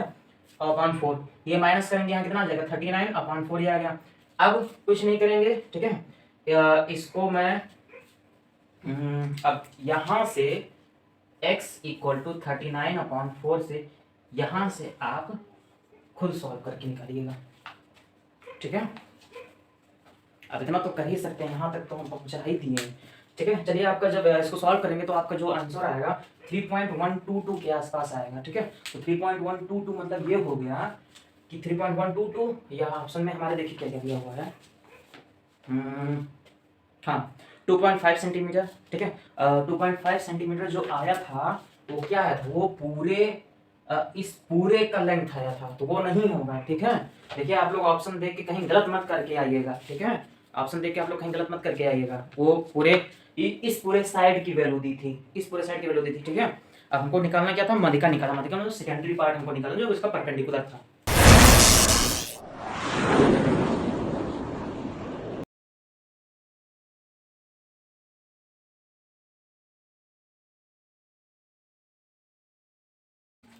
चलिए दोस्तों, मैंने हम लोग क्वेश्चन नंबर 10 तक पढ़ा था अभी तक, ठीक है। जो लास्ट क्वेश्चन मैंने आपको उसमें बताया था कि हाँ 3 सेंटीमीटर आंसर आएगा, ठीक है। अब क्वेश्चन नंबर 11 की तरफ हम पढ़ते हैं। एक समचतुर्भुज के विकर्णों की लंबाई, ठीक है, एक कोई समचतुर्भुज है मतलब एक कोई रोम्बस है, ठीक है। The diagonal of a rhombus मतलब डायगोनल को हिंदी में कहते हैं विकर्ण, ठीक है। The diagonal of a rhombus मतलब विकर्ण की लंबाई है, ठीक है, एक समचतुर्भुज में, और रोम्बस को हिंदी में हम कहते हैं समचतुर्भुज, ठीक है। 16 एंड 12 सेंटीमीटर मतलब एक रोम्बस है, ठीक है। जैसे ये रोम्बस का फिगर है, ठीक है। अब इसी में क्या है कि 2 डायगोनल है, एक डायगोनल हमारा है 16 सेंटीमीटर का और एक डायगोनल हमारा 12 सेंटीमीटर का, ठीक है। 2 डायगोनल है, एक 16 का एक 12 का, 2 डायगोनल हैं, उनकी जो लेंथ कितनी कितनी है, जो दोनों विकर्ण है उनकी लेंथ कितनी है, एक 16 सेंटीमीटर एक 12 सेंटीमीटर, ठीक है। What will the length of side of the rhombus, ठीक है। अब हमको क्या निकालना है इसमें, मतलब हाँ तब इस समचतुर्भुज की भुजा की लंबाई क्या होगी, मतलब ये जो समचतुर्भुज है, ये समचतुर्भुज जो पूरा चारों बना हुआ मतलब ये फिगर बना हुआ है, इसकी जो साइड है, ठीक है, जो इसके साइड्स हैं उनकी लेंथ कितनी होगी, ठीक है, वो फाइंड करना है। तो देखिए आंसर की तरफ बढ़ते हैं, सॉल्यूशन की तरफ। a इक्वल टू क्या है यहाँ पर p स्क्वायर, p देखो हमने 16 को यहाँ पर p बराबर हमने 16 ले लिया है और Q बराबर हमने ले लिया 12, ठीक है। अब यहाँ से देखिएगा P बराबर 16 और Q बराबर 12, ठीक है। P का होल स्क्वायर प्लस Q का होल स्क्वायर अपॉन 2, ये समझो एक तरह का इसका फॉर्मूला होता है जब हमारे पास दो कॉर्ड की लेंथ दी हो और साइड का लेंथ पूछ रहा होता है, ठीक है। जब दोनों कॉर्ड की लेंथ दी हो और साइड का लेंथ पूछ रहा हो तब हम इसको फाइंड करेंगे, ठीक है। तो P square plus Q square upon 2 यानी कि 16 का होल स्क्वायर प्लस 12 का होल स्क्वायर अपॉन 2। 16 का होल स्क्वायर कितना आ जाएगा 256 आ जाएगा, 12 का होल स्क्वायर 144 आ जाएगा, ठीक है। तो 144 अपॉन 2 ये तो सेम उसी तरीके से लिख देंगे। अब यहाँ पर क्या है आपका, ठीक है, 256, 16 का होल स्क्वायर क्या आ जाएगा 256 और प्लस 12 का होल स्क्वायर आपका आ जाएगा 144, ठीक है। इन दोनों को जब हम ऐड करेंगे, इन दोनों जब ऐड करेंगे तो यहाँ पर हमारा हो जाएगा 400, ठीक है। यहाँ पर हमारा हो जाएगा 400। और एक बात और ध्यान से देख लीजिए, अंडर रूट सिर्फ ऊपर वाली लाइन में है, ये नीचे नहीं है, ठीक है। ये गलती मत करिएगा वरना सॉल्यूशन करने में फिर मतलब आंसर भी गलत आएगा, ठीक है, सॉल्यूशन करेंगे तो। अब यहाँ पर हम जब 400 का स्क्वायर रूट निकालते हैं तो हमारा 20 होगा, ठीक है। और 20/2 नीचे वाला, तो इसको कैंसिल करने पर हमारा 10 आ जाएगा, ठीक है। तो इसका जो ऑप्शन है, ऑप्शन नंबर बी है आपका, ऑप्शन नंबर बी, हाँ ऑप्शन नंबर बी जो है आपका 10 सेंटीमीटर आपका आंसर सही है, ठीक है। और एक चीज और इसमें इंपॉर्टेंट पॉइंट मैं ये बता दे रहा हूँ कि यहाँ पर इस बॉक्स में कुछ फॉर्मूले लिखे हुए हैं, ये बॉक्स में कुछ फॉर्मूले लिखे हैं, ये आप लोग अपने कॉपी में ध्यान से नोट कर लीजिए, ठीक है। अच्छे से नोट कर लीजिए और इसको याद भी कर लीजिएगा। बाई चांस चलिए यहाँ तो साइड पूछ लिया गया है तो P square plus Q square upon 2 का आपने फॉर्मूला लगा दिया। अब यहीं पर मान लिया किसी एक डायगोनल का साइड पूछा जाए, मान लिया P पूछा जाए, Q पूछा जाए, ठीक है। डायगोनल मान लिया कि P दिया हो, सॉरी Q दिया हो, P पूछा जाए, P दिया हो, Q पूछा जाए, तो कैसे निकालेंगे। पेरीमीटर ऑफ रोम्बस का निकालना हो तो कैसे निकालेंगे, एरिया ऑफ रोम्बस का निकालना हो तो वो कैसे निकालेंगे, ठीक है। तो ये सारा फॉर्मूला दिया हुआ है, ठीक है। आप लोग यहाँ तक नोट कर लीजिए, आगे बढ़ते हैं। क्वेश्चन नंबर 12, क्वेश्चन नंबर 12 में दिया हुआ है, देखिए ये क्वेश्चन नंबर 12 थोड़ा सा कॉम्प्लेक्स में दिया हुआ है, मतलब चलिए मैं पढ़ के बता दे रहा हूँ कैसे है कि इसमें दिया है दो समरूप त्रिभुजों का भुजाएं, दो समरूप मतलब ऐसी कोई दो समरूप त्रिभुज हैं, मतलब दो सिमिलर ट्रायंगल्स हैं, ठीक है, जिनकी साइड्स का रेशियो क्या है 4:9 है, जिनकी साइड्स का जो रेशियो है वो है 4:9, ठीक है।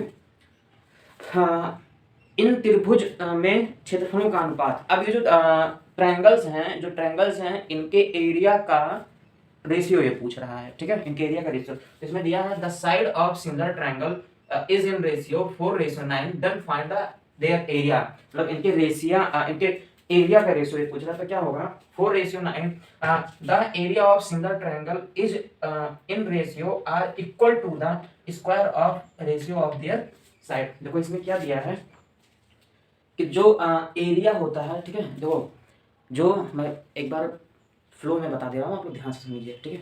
जो दोनों सिमिलर ट्रायंगल होते हैं, जो समरूप मतलब ट्रायंगल्स होते हैं, ठीक है, जो समरूप होते हैं, उनकी जो भुजाएं होती हैं, उनका जो रेशियो होता है उसका वर्ग होता है उनकी एरिया, ठीक है, उनका जो उसका वर्ग होता है, उनका जो क्षेत्रफल होता है वो उनकी भुजाओं के वर्ग के बराबर होता है, ठीक है, समझ में आ गया, उसके स्क्वायर के बराबर होता है। तो यहाँ पर हम देखेंगे, मान लीजिए पहले वाला ट्रायंगल का साइड क्या दिया हुआ है, ठीक, मीन मतलब हम समझ सकते हैं यहाँ से 4:9, तो इसका स्क्वायर अगर हम कर देंगे तो क्या हो जाएगा 16:81, ठीक है, 16:81, तो 4:9 इक्वल टू 16:81 हमारा क्या हो जाएगा डी, ठीक है, यही हमारा आंसर सही है। तो आंसर नंबर डी 16:81 आपका सही हो जाएगा, ठीक है। अब क्वेश्चन नंबर 13 की तरफ हम बढ़ते हैं।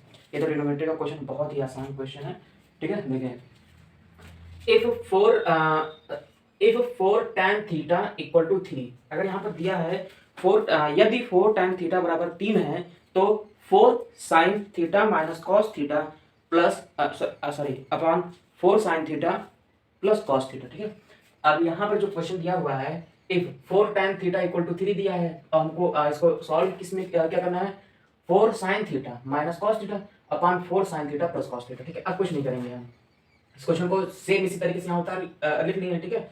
अब tan थीटा को यहीं छोड़ देंगे, ये 4 इसके साथ इनटू में है तो इसको डिवाइड में लेके चले जाएंगे, 3/4 हो जाएगा, ठीक है।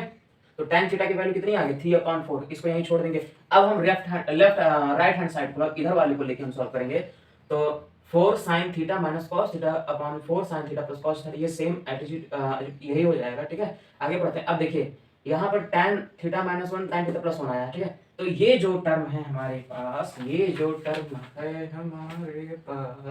ये वाला जो टर्म है, ये टर्म को हम डिवाइड कर देंगे कॉस थीटा को, ठीक है। कॉस थीटा से ये जो टर्म है हमारे पास दोनों sine theta minus cos theta upon sine theta plus cos theta, इस टर्म को हम डिवाइड कर देंगे किससे, कॉस थीटा से, ठीक है।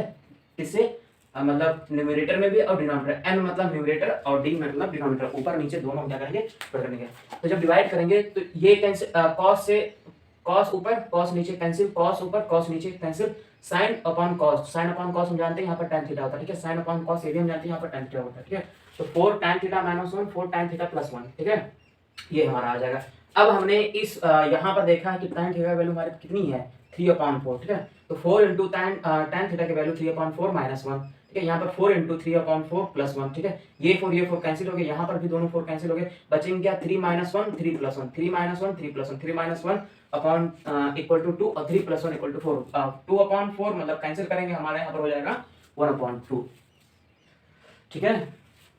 आई होप कि आप सभी लोगों को समझ में आ गया होगा, ठीक है। यहाँ तक तो कोई दिक्कत नहीं होनी चाहिए, ठीक है। चलिए आगे बढ़ते हैं क्वेश्चन नंबर 14 की तरफ से। कुछ नहीं है इसमें, माना थोड़ा सा जल्दी बोल दिया हूँ लेकिन कुछ है नहीं इसमें, ठीक है। अगर आप लोग को नहीं समझ में आएगा तो आप लोग एक बार वीडियो रोक के अच्छे से हर स्टेप को समझ लीजिएगा। और अगर आपको लग रहा हो कि मैं तेज बोल के तेज बोल दिया हूँ, थोड़ा सा फास्ट पढ़ी हूँ, थोड़ा सा आप लोग स्लो करके देख लीजिएगा, बस बात कुछ है नहीं। ये तो अब ऑब्जेक्टिव क्वेश्चन में भी इतना सब कुछ बताना पड़े तो फिर बेकार ही है, ठीक है। चलिए आगे बढ़ते हैं question number 14। Sine 75 upon cos 15, sine 75 degree बटे कॉस 15 डिग्री का मान क्या होगा, इसका वैल्यू निकालनी है। तो अब अच्छा हाँ, इसमें जो आंसर था वो सी आंसर आया है, 1/2 आंसर हो जाएगा, ठीक है। यहाँ देखिए साइन 75 अपॉन कॉस 15, ठीक है। साइन 75 अपॉन कॉस 15 जो है एक उसमें वो पढ़े हैं, हाँ ट्रिग्नोमेट्री में जो रेशियो वो पढ़े, क्या नाम है, जो क्वाड्रेंट वाला हम लोग पढ़ते हैं कुछ इस तरह से होता है, इस तरह से, ठीक है। ये हमारा चलता है A S T C, ठीक है। और यहाँ पर ऑल पॉजिटिव निकलते हैं, यहाँ पर साइन पॉजिटिव जो साइन के साथ वाला होता है साइन पॉजिटिव निकलता है, यहाँ tan पॉजिटिव यहाँ cos पॉजिटिव, ठीक है। तो यहाँ कुछ नहीं होगा, साइन 90 माइनस थीटा हम ये जानते हैं, यहाँ पर 90 है तो 90 माइनस थीटा क्या हो जाएगा, ऑल पॉजिटिव निकलेगा, ठीक है। तो sine 90 minus theta cos theta हम जानते हैं, तो साइन 75 अपॉन cos 15 दिया है तो cos 15, ठीक है। तो ये बताइए जो 75 है उसको हम 90 माइनस थीटा यानी कि 90 माइनस 15 अगर हम लिखें तो इस चीज को हमें क्या कर दिया गया है, यहाँ पर तोड़ दिया गया है। 75 को हमने 90 माइनस 15 लिख लिया है, ठीक है। 79 को हमने 90 माइनस 15 लिख लिया है, उससे कोई दिक्कत नहीं है। 90 माइनस 15 तभी हमारा 75 बनेगा, ठीक है। तो 90 माइनस थीटा यानी कि 90 माइनस 15 हम जानते हैं यहाँ पर क्या 90 माइनस थीटा क्या होगा cos थीटा, तो 90 माइनस 15 मतलब यहाँ पर क्या हो जाएगा cos 15 अपन नीचे भी cos 15, तो यही हमारा क्या हो जाएगा वैल्यू निकल के आएगा। अब यहाँ से अगर मैं ये दोनों कैंसिल कर देंगे तो हमारा आंसर क्या आ जाएगा, हमारा आंसर हो जाएगा 1, ठीक है। तो ऑप्शन नंबर बी आपका जो है, हाँ ऑप्शन नंबर बी जो आपका वो क्या है सही है, ठीक है। अरे बाप रे, क्वेश्चन नंबर 15, चलो। If the perimeter of a circle is equal to the perimeter of a square, यहाँ दिया है यदि एक वृत्त का परिमाप वर्ग के परिमाप के बराबर हो, यदि एक वृत्त मतलब एक सर्कल का जो पेरीमीटर है, ठीक है, वो स्क्वायर के पेरीमीटर के इक्वल है, ठीक है। एक सर्कल का पेरीमीटर स्क्वायर के पेरीमीटर के इक्वल है तो उनके क्षेत्रफल यानी कि उनके एरिया का रेशियो ज्ञात करना, उनके एरियाज का रेशियो ज्ञात करना, ठीक है। चलिए हम देखते हैं यहाँ पर। अब ये क्वेश्चन थोड़ा आप लोग ध्यान से सुन लीजिएगा क्योंकि मैंने भी काफ़ी कम जगह होते हुए भी इसको लिखा है, ठीक है। काफ़ी कॉम्प्लेक्स हमने कर दिया है इस चीज़ को, ठीक है, इसलिए मैं आपको इससे आराम से समझाने की कोशिश करूँगा। चलिए देखते हैं। लेट, ठीक है, तो यहाँ पे क्या है, लेट RAD यानी कि radius, let radius of circle equal to R। हम सर्कल का जो रेडियस है उसको मानते हैं R से, ठीक है, उसको R से डिनोट करते हैं। Let side of the square equal to S, और जो स्क्वायर है उसके साइड को हम क्या मानते हैं S मानते हैं, ठीक है। तो अकॉर्डिंग टू क्वेश्चन यहाँ तक समझ में आ गया, हमने रेडियस ऑफ सर्कल को R माना है और साइड ऑफ स्क्वायर को हमने S माना, ठीक है। तो अकॉर्डिंग टू क्वेश्चन, क्वेश्चन के हिसाब से हम देखते हैं यहाँ पर क्या दिया हुआ है कि दोनों के जो पेरीमीटर है वो क्या है इक्वल है। तो 2πr equal to 4a, 2πr equal to 4a, 2πr मतलब यहाँ पर सर्कल का हो गया और 4a इक्वल टू यहाँ पर हो गया स्क्वायर का, ठीक है। चलिए आगे देखते हैं। तो अब हमें क्या निकालना है, एरिया निकालना है, ठीक। तो a इक्वल टू क्या हो जाएगा 2πr अपॉन 4, ठीक है। यहाँ से 4 से ये कैंसिल करेंगे, यहाँ क्या हो जाएगा पाई r ऊपर बचेगा और यहाँ पर आ जाएगा 2, ठीक है। ए इक्वल टू ए की वैल्यू कितनी आ जाएगी हमारे पास, ए की वैल्यू कितनी आ जाएगी पाई आर अपॉन 2, ये हम इक्वेशन नंबर फर्स्ट मान लेंगे। ठीक है, अब एरिया ऑफ सर्कल जब हम निकालेंगे तो एरिया ऑफ सर्कल का फार्मूला क्या होता है हमारे पास, देखिए कंफ्यूज मत होइए, इसी चीज को यहाँ पर सॉल्व किया गया है। ठीक है, ए को यहाँ छोड़ दिया गया है, 4 को इसके नीचे लाके यहाँ पर सॉल्व किया गया है। ठीक है, कंफ्यूज मत होइए कि यहाँ से डायरेक्ट ये किस तरह से लिखा गया है। ठीक है, तो कुछ नहीं, इसी को अकॉर्डिंग टू क्वेश्चन इसी को हमने सॉल्व किया है, 2 पाई आर ऐसे हो गया, 4 को हमने इसके डिवाइड में लेके आया तो इस तरह से हो गया। ठीक है, ए यहाँ पर छोड़ दिया, 4 और 2 की वैल्यू क्या हो गई, वापस में कैंसिल कर दिया हम, तो ए की वैल्यू पाई आर अपॉन 2। अब एरिया ऑफ सर्कल क्या होता है, pi r square upon a square होता है, पाई आर स्क्वायर नहीं सॉरी, एरिया ऑफ सर्कल जो होता है हमारा पाई आर स्क्वायर होता है। ठीक है, एक ये आप लोग को यहाँ पर कंफ्यूजन हो जाएगा।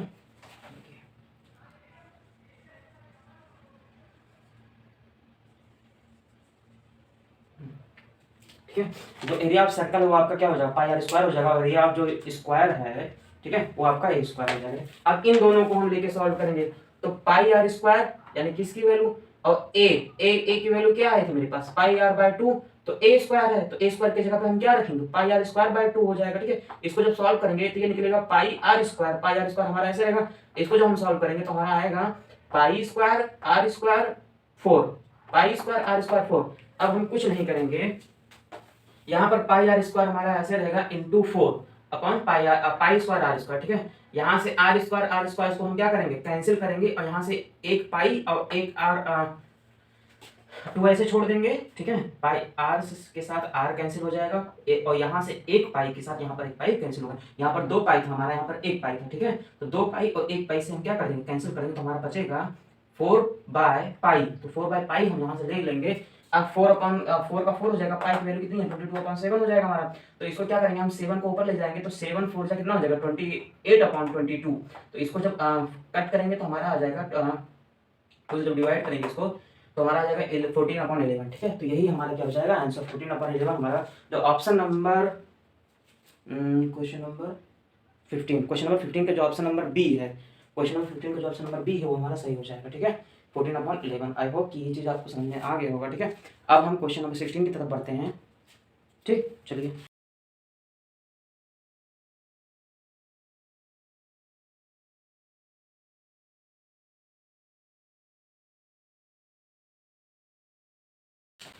तो चलिए क्वेश्चन नंबर 16 की तरफ चलते हैं। ठीक है, हमने क्वेश्चन नंबर 15 तक के 15 तक सारे क्वेश्चन सॉल्व कर लिए हैं। ठीक, अब क्वेश्चन नंबर 16 की तरफ चलते हैं। क्वेश्चन आपको दिया हुआ है दो गोलों के आयतनों का अनुपात। ठीक है, आयतनों का अनुपात, the volume of 2 sphere are in the ratio of 64:27, मतलब दो गोले हैं, दो स्फीयर हैं ऐसे जिनका रेशियो हमारे पास 64:27 है। ठीक है, मतलब 64:27 है, उनके पृष्ठ क्षेत्रफलों का अनुपात ज्ञात कीजिए। अब उनके क्या निकालना, उनके सरफेस एरिया का रेशियो निकालना है।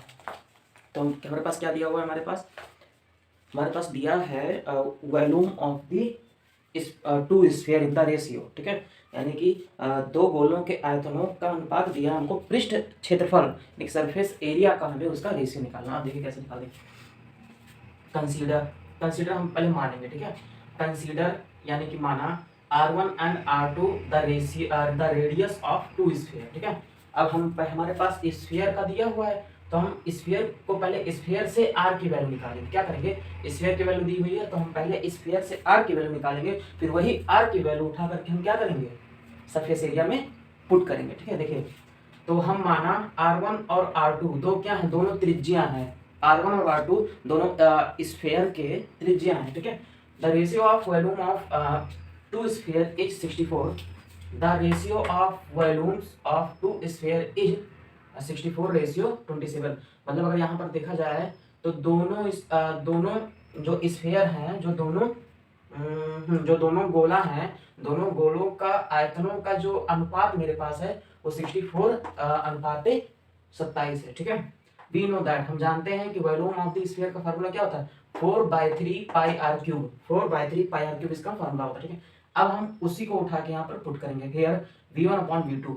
तो यहाँ क्या दिया 61, कितना दिया 61 V1, यानी कि पहले वाले स्फीयर का पहले वाले गोले का आयतन दिया हुआ, यानी कि पहले वाले स्फीयर का वॉल्यूम दिया हुआ जो 27 वो सेकंड वाले का है। ठीक है, तो V1/V2 यानी कि 64/27, तो 64 का, अब इसके लिए हम जो 64 है जो V1 है उसके लिए रेडियस हम क्या मानेंगे R1, और जो सेकंड वाला वॉल्यूम है उसके वाले के लिए हम मानेंगे R2 सेकंड वाले के लिए, ठीक है। तो 64 और 27, तो 64 इधर और 27 का इधर हो गया। अब यहाँ से जब हम सॉल्व करेंगे तो हमको क्या मिलेगा, देखिए तो ये 4/3 पाई और 4/3 पाई दोनों क्या हो जाएगा, कैंसिल। ये पूरा मतलब कहने का मतलब ये है कि ये जो पूरा 4/3 पाई है, ये जो पूरा 4/3 पाई है, ये पूरा आपस में हो जाएगा कैंसिल। हमारे पास बचेगा R1 और R2, तो यही हमारे पास R1 और R2 बचा हुआ है दोनों, ठीक है। अब देखिए R1 R2 बचा। अब अगर हम इसको वॉल्यूम में ले जाएंगे तो क्या हो जाएगा हमारे पास, यहाँ R³ होता है, ठीक है। तो हम क्या करेंगे यहाँ पर R1 और R2 का होल क्यूब, ठीक है। तो R1 R2 यानी कि 4/3, यहाँ से क्या बचा था, देखो अब ये बताओ, अब यहाँ taking cube root on both side मतलब क्या है, यहाँ पर अगर हाँ ठीक है, तो हम क्या करेंगे, दोनों साइड में क्या करेंगे, क्यूब रूट ले लेंगे, ठीक है। दोनों साइड में क्या करेंगे, क्यूब रूट ले लेंगे, तो यहाँ पर क्या हो जाएगा 4/3, ठीक है। मतलब उसका क्यूब रूट, उसका ही क्यूब रूट यहाँ पर लिया गया है, ठीक है। उसको शो कर दिया गया है मतलब। तो taking cube root on both side क्या हो जाएगा, R1/R2 = 4/3 हो जाएगा। तो R1 R2 की वैल्यू क्या हो जाएगी हमारे पास, 4/3। अब कंसीडर, अब हम वॉल्यूम से तो R1 R2 रेडियस निकाल लिए हैं। अब कंसीडर करेंगे S1 and S2 as the surface area of the two sphere. Surface area बोलकर हम क्या दिया था, हमारे पास वॉल्यूम दिया था, हमको निकालना क्या है, सरफेस एरिया का, ठीक है। अब देखो, तो S1/S2 जैसे हम यहाँ पे R1/R2 किए, जैसे हम S1/S2 करेंगे। तो इसका जो फार्मूला है क्या है, यहाँ क्या किए थे हम, V1/V2, यहाँ क्या करेंगे हम S1/S2, ठीक है। तो 4 पाई R1 का होल स्क्वायर, R2 का होल स्क्वायर, फिर यहाँ से ये चीज कैंसिल हो जाएगी, हमारे पास जो R1 R2 यही आ जाएगा, ठीक है। इसका होल स्क्वायर, इसमें क्यूब रख लेते हैं, इसमें हम स्क्वायर लेते हैं। देखो ध्यान से देख लो, R वॉल्यूम में हम क्यूब लेते हैं और इसको एरिया में हम स्क्वायर लेते हैं, ठीक है। तो S1 S2 की जो रेडियस आ जाएगी क्या हो जाएगी, वो रेडियस R1 R2 की वैल्यू यहीं से उठाएंगे हम। R1 R2 की वैल्यू मेरे पास क्या है 4/3, R1 R2 की वैल्यू 4/3, यहाँ पर 2 पावर लगेगा तो यहाँ पर 2 लगा के हम क्या करेंगे, 4 4 जा 16 और 3 3 जा 9, यही इसका रेडियस आ जाएगा 16/9। तो 16/9 जो हमारा ऑप्शन नंबर डी है, ठीक है, वो हमारा आंसर आ जाएगा। ठीक, अब आगे बढ़ते हैं क्वेश्चन नंबर 17 की तरफ। इसमें दिया है 1 से 10 तक की धनात्मक विषम संख्याओं का समांतर माध्य होगा।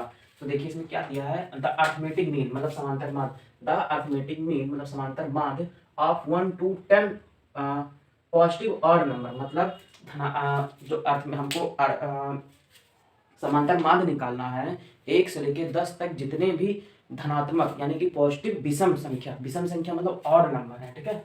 तो देखिए कैसे निकालेंगे, पॉजिटिव नंबर क्या है, पॉजिटिव ऑड नंबर कौन कौन से हैं, 1 से 10 तक, 1 3 5 7 9, ठीक है। अब अर्थमेटिक में निकालेंगे तो 1 + 3 + 5 + 7 + 9, इन पूरे को क्या कर लेंगे, हम ऐड कर लेंगे। और हैं कितने डिजिट, 1 2 3 4 5, 5 डिजिट है तो 5 से डिवाइड कर देंगे। 5 से जब डिवाइड करेंगे ऊपर को ऐड करेंगे 25 आएगा, नीचे 5 से डिवाइड करके कितना आ जाएगा, हमारा आंसर 5 आ जाएगा, ठीक है। तो जब आंसर 5 आएगा हमारा, तो जो ऑप्शन होगा हमारा वो क्या हो जाएगा, डी ऑप्शन सही हो जाएगा, ठीक है। और इसमें जो क्वेश्चन नंबर 18 है वो आप लोग का होमवर्क क्या मतलब वो आप लोगों को खुद से करना है, ठीक है। वो पूरी थ्योरी क्वेश्चन है, वो आप लोगों को खुद से करना है, वो मैंने बता रहा हूँ, ठीक है। मैंने मेरे को बता रहा हूँ। और 19 20 मतलब सेक्शन ए आपका खत्म होने वाला है, ठीक है। 19 क्वेश्चन देख लीजिए, if mode of A data is, ठीक है, मतलब यहाँ पर दिया हुआ यदि कुछ प्रेक्षणों का माध्य 27 है और बहुलक 45, मतलब ये दिया है बहुलक कितना दिया है 45, मोड कितना दिया है 45, मीन कितना दिया है 27, मतलब जो माध्य आपका है वो कितना दिया 27 दिया हो, ठीक है। अब हमें इसका माध्य का निकालना, तो हम फार्मूला जानते हैं, गिवन मोड कितना है, गिवन दिया है, मोड कितना दिया है, मोड की वैल्यू हमारे पास 45 है और मीन की वैल्यू हमारे पास 27 है, ठीक है। तो वी नो दैट, हम फार्मूला जानते हैं कि 3 median minus 2 mean, 3 median minus 2 mean, इसका मतलब ये फार्मूला हमें पता है, ठीक है। ये फार्मूला यहाँ से आता है, ठीक है, ये चीज यहाँ से आता है, आप लोग इसको अच्छे से नोट कर लीजिएगा, ठीक है। Median equal to mode plus 2 mean upon 3, मैं फिर से बोल रहा हूँ, अगर वो साफ ना दिखाओ तो मैं बोल दे रहा हूँ, मीडियन बराबर मोड प्लस 2 मीन अपॉन 3। इसका मतलब अगर हिंदी में बोला जाए तो ये हो जाएगा माध्यिका बराबर, ठीक है, बहुलक प्लस 2 माध्य बटे 3, ठीक है। अब हमको मीडियम की वैल्यू निकालनी है, हमको मतलब माध्यिका निकालनी है, ठीक है। जब माध्यिका निकालनी है तो फिर वही चीज उठा के रख लेंगे। मोड की वैल्यू कितनी दी हमारे पास 45, यानी कि जो हमें बहुलक दिया है तो 45 प्लस 2 इंटू माध्य, ठीक है। तो माध्य की वैल्यू, मीन की वैल्यू कितनी 27 हो जाएगी यहाँ पर। अब इसका इससे इंटू करेंगे तो 54, और इन दोनों को ऐड करेंगे तो कितना हो जाएगा, इन दोनों को ऐड करेंगे आगे तो 99/3। तो इसको जब डिवाइड करेंगे तो हमारे पास हो जाएगा आंसर 33, ठीक है। हमारे पास आंसर क्या हो जाएगा 33। तो 33 जो आपका है वो ऑप्शन नंबर बी जो है आपका वो सही है, ठीक है। क्वेश्चन नंबर 19 का ऑप्शन नंबर बी आपका सही है, ठीक है, 33 आंसर। अब लास्ट क्वेश्चन है आपका, ये थोड़ा इंपॉर्टेंट है, ध्यान से आप लोग क्वेश्चन सुनिएगा। वर्गीकृत आंकड़ों की से अधिक प्रकार और से कम प्रकार की संचयी बारंबारता वक्रों के प्रतिच्छेद बिंदु के भुज से आंकड़ों का प्राप्त होना, मतलब ये हो गया the abscissa of the point, ठीक है। एब्सिसा मतलब ये यहाँ से लेकर के यहाँ तक जो एक्स एक्सिस था वो पॉइंट से लेकर के ओरिजिन से लेकर के यहाँ से लेकर के यहाँ तक का जो डिस्टेंस हो आपका क्या हो जाएगा, एब्सिसा हो जाएगा। The abscissa of A point of intersection, intersection में ये वाली जो पॉइंट, ये जो दोनों लाइन आपको क्या करेंगे, वो इंटरसेक्शन करिए, ठीक है। अब इसमें से ये एक मिनट, इसमें से एक लेस देन है, एक ग्रेटर देन है, ठीक है। इसमें से एक लेस देन है और एक इसमें से ग्रेटर देन है, ठीक है। तो जो लेस देन और ग्रेटर देन का जो कर्व है, ठीक है, उनके जो दोनों लाइन एक पॉइंट पे मिलती है, जैसे मान लो कि ये यहाँ से निकली और एक यहाँ से आके यहाँ टच हो गई, ठीक है। तो इन दोनों के बीच में ये जो पॉइंट, ये जो पॉइंट है, इस पॉइंट ये मतलब इसी को हम इंटरसेक्शन, पॉइंट ऑफ इंटरसेक्शन कहेंगे, ठीक है। तो अगर वहां से हम कोई परपेंडिकुलर सीधे अगर हम इस एब्सिसा पर लेते हैं तो ये वाली चीज और ये वाली चीज क्या हो जाएगी, देखो ये इस पे हम लिमिट शो करते हैं और इस पे हम क्या करते हैं, कम्यूटेटिव फ्रीक्वेंसी शो करते हैं, ठीक है। तो curves of A group data gives it's, तो अब इसमें ये जो पॉइंट होगा, ये पॉइंट हमारा, यही पॉइंट हमारा हो जाएगा मीडियन, ठीक है। तो उस पॉइंट को हम मीडियन से शो करते हैं, ठीक है। अब यहाँ तक आपका सेक्शन ए हो गया है खत्म, ठीक है। अब हम आगे बढ़ेंगे सेक्शन बी की तरफ, ठीक है। अगर सेक्शन ए में कोई दिक्कत होगी तो प्लीज आप लोग कमेंट कर दीजिएगा, सारी दिक्कतें, ठीक है। जितनी भी दिक्कत होगी, आई मीन जितनी भी डाउट्स होंगे आप लोग पे, प्लीज आप लोग कमेंट कर दीजिएगा, ठीक है। और आई थिंक उसे कोई प्रॉब्लम या कोई डाउट तो नहीं होना चाहिए। क्वेश्चन नंबर 1 से लेकर 2 तक मैंने जितने भी पढ़ा है काफ़ी सॉल्यूशन के साथ भी मैंने पढ़ा है, ठीक है। चलिए हम खंड बा की तरफ बढ़ते हैं, यानी कि सेक्शन बी की तरफ चलते हैं।